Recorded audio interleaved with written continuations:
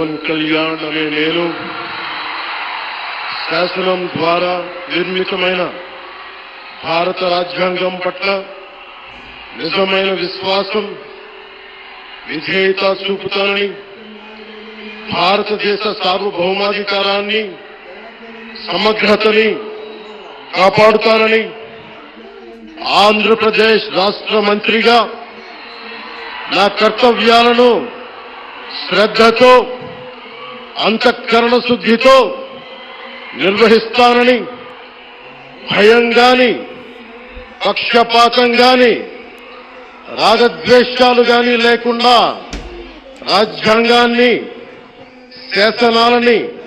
అనుసరించి ప్రజలందరికీ న్యాయం చేకూరుస్తానని దైవ సాక్షిగా ప్రమాణం చేస్తున్నాను. నేను